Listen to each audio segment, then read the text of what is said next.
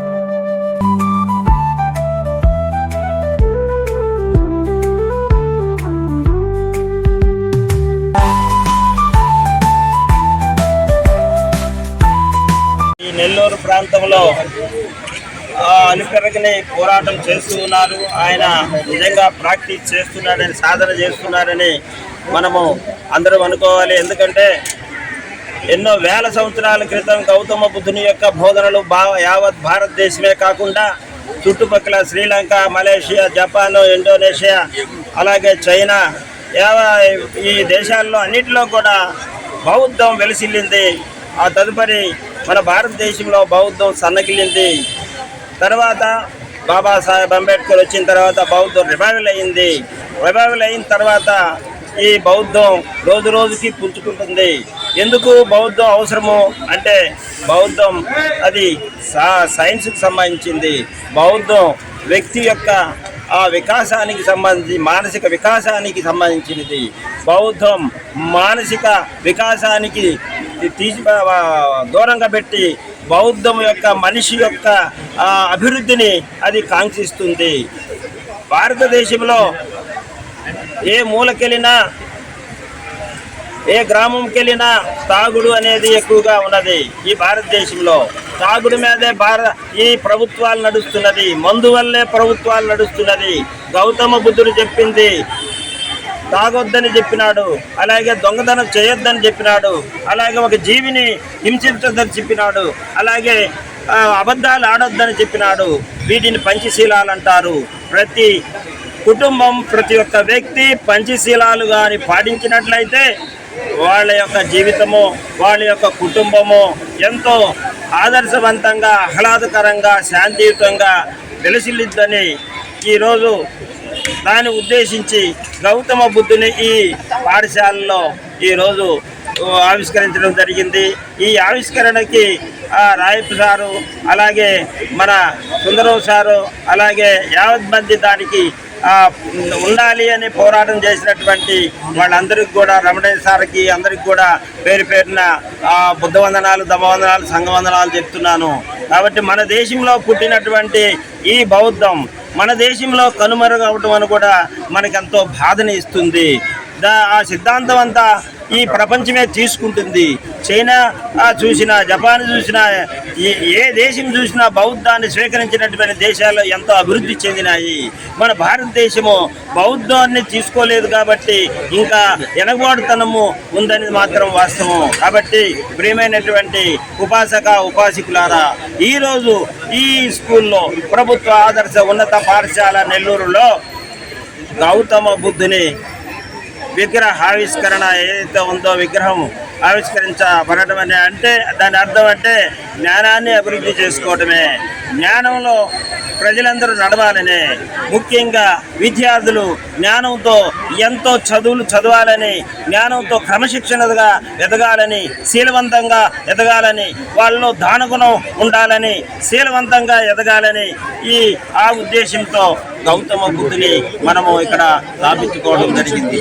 కాబట్టి ప్రియమైనటువంటి ఉపాసకులారా, ఈరోజు గౌతమ బుద్ధుని సిద్ధాంతాలు ఈ రోజు నుండి మన పాఠశాలలో అందరూ తెలుసుకోవాలని, వారి యొక్క ప్రచారము, ఆ భావజాలం యొక్క ప్రచారం ప్రతి ఒక్క విద్యార్థి తెలుసుకోవాలని ఈ విగ్రహ స్థాపన చేయడం జరిగింది. కాబట్టి తెలుసుకుంటారని ఈ స్థాపనకు సహకరించినటువంటి అందరికి కూడా పేరు పేరున బుద్ధవందనాలు, ధమ్మవందనాలు, సంఘవందనాలతో జయభీం చెప్పుకుంటున్నాను. నా పేరు అనురాయప్ప, గౌతమ్ బుద్ధ వాకర్ అసోసియేషన్. నేను పార్క్లో బుద్ధుని విగ్రహం పెట్టాలన్నప్పుడు అసలు అక్కడికి ఒక విగ్రహం పెట్టాలని అనుకున్నాం, లేదా ఒక అసోసియేషన్ పెట్టాలనుకున్నాం. అప్పుడు నాకు అర్థమైంది ఏంటంటే భారతదేశంలో అత్యంత ముఖ్యులు ఎవరు కావాలని ఆయన్ని అన్వేషించినప్పుడు నాకు కనిపించిన మహానీయుడు మన రాజు, మన దేశంలో గౌతమ బుద్ధుడు. నేను గౌతమ బుద్ధ విగ్రహాన్ని పార్కులో నేను పెట్టించినప్పుడు చాలా మంది అన్నారు, ఏంటి మీరు బుద్ధుడు తీసుకున్నారని. ఎవరికైనా జ్ఞానం కావాలి, మానవుడు జీవించాలంటే మానవుడికి కావాల్సిన జ్ఞానం కావాలి. ఆ జ్ఞానాన్ని చెప్పిన వాడు ప్రపంచ దేశాల్లో భారతదేశాన్ని నుంచి ఎవరైనా చూస్తున్నారంటే ఒక బుద్ధుడికి కులం లేదు, మతం లేదు, వర్గం లేదు, వర్ణాలు. ఆయన మానవాళికి కావాల్సింది చెప్పాడు కనుక అలాంటి ఆదర్శవంతులు తీసుకోవాలని నేను తీసుకొని ఆయన్ని స్వతంత్ర పార్కులో బుద్ధ విగ్రహం అసోసియేషన్ పెట్టాను, గౌతమ్ బుద్ధ వాకర్ చేసిన. అట్లాగనే ఇప్పుడు జొన్నవాడ కాడ పోయి అక్కడ ఒక అనాథాశ్రమం కట్టిస్తున్నాను నేను. అలాగనే ఇక్కడ ఒక విగ్రహం పెట్టారు, బుద్ధుడి విగ్రహం. నేను మీకు మీ అందరికీ చెప్తున్నాను, ఈ సహకారం ఇస్తే నెల్లూరు జిల్లాలో మొదటగా తడ నుంచి బయలుదేరి నెల్లూరు జిల్లాకు అడుగు పెట్టే చోట ముందు బుద్ధ విగ్రహం పెట్టాలని అనుకుంటున్నాను. ఆ విగ్రహం నెల్లూరుకి బుద్ధి కలిగిన వాళ్ళు నెల్లూరు జిల్లాలో ఉన్నారు, జ్ఞాన సంపదలు కలిగిన వాళ్ళు నెల్లూరులో ఉన్నారు, మంచి మార్గాన నడిచే వాళ్ళు ఉన్నారు, అనేక మందికి ఆదర్శవంతులు ఉన్నారు అని చెప్పడానికి అక్కడ ఒక విగ్రహం పెడతాను అతి తొందరలో. రెండోది ఒంగోలుకి నెల్లూరు మధ్యలో ఒక విగ్రహం పెడతాను. ఆల్రెడీ ఆత్మకూరులో విగ్రహం పెట్టాను, నా ఫ్రెండ్ ఒక అతను వచ్చాడు ముందుకి, ఆయన విగ్రహం కొనేశాడు, ఇంకా పెట్టాలి. ఆయన మాత్రం తొందరపడుతున్నాడు, మీరు తొందరగా ఆత్మకూరులో పెట్టేయండి. ఇంకో విషయం, నా పక్కన అన్నాడు దాసరి సుందరం గారికి నేనే స్వయంగా ఒక విగ్రహం ప్రజెంటేషన్ చేయబోతున్నాను. ఈయనకి మాట ఇచ్చాను, అది 25 అడుగుల విగ్రహం, బుద్ధుని విగ్రహం. 25 అడుగుల విగ్రహం నా సొంత డబ్బులతో మన దాసరి సుందరం గారికి. ఎందుకంటే కోటలో పరుగులు తీస్తున్నారు, సిద్ధాంతం కొరకు, ఆశయాల కొరకు, మంచి భావాల కొరకు. సమాజ నిర్మాణం కావాలంటే, మేధావులు అర్థం కావాలంటే, సమాజంలో ఉన్న చెడును తీసేయాలంటే గౌతమ బుద్ధుడు మాత్రమే మనకి మార్గదర్శకుడు కనబడుతున్నాడు. అలాంటి మార్గంలో అందరూ ప్రయాణించాలంటే మన బుద్ధుడి ఎక్కడైతే నిలబడుతామో, ఇప్పుడు నేను అంబేద్కర్ ఇక్కడ పెట్టానో, అంబేద్కర్ పెట్టినప్పుడు కూడా డబ్బులు లేవు, ఇప్పుడు కూడా డబ్బులు లేవు, అయినప్పుడు కూడా పెట్టాను. నాతో కలిసి ఉన్నవాళ్ళు, నా స్నేహితులు కానీ, నాకన్నా పెద్దలు కానీ, నేను చేసే పనిని వాళ్ళు సంతోషించేంత కాలం నేను జీవించుంటాను. ఇట్లాంటి కార్యక్రమాలు ఎన్నో చేస్తుంటాను. ఈరోజు నెలకి ఒక్కొక్కసారి రెండు ప్రోగ్రాం చేస్తాను, నెలకు ఒక ప్రోగ్రాం చేస్తూనే ఉన్నా. అయినప్పటికీ కూడా అందరూ ప్రేమపూర్వకంగా, ఎంతో కుల మతాలకు అతీతంగా ప్రేమపూర్వకంగా చేస్తున్నారు. అతి తొందరలో ఈ పండగ తర్వాత అనాథాశ్రమం ప్రారంభం అవుతుంది. అనాథలకి అంత భోజనం పెట్టాలనుకుంటున్నాం. ఈ కార్యక్రమాలన్నిటికీ ఒకే ఒక సిద్ధాంతం, బౌద్ధుని సిద్ధాంతం, బుద్ధుని పంచశీల.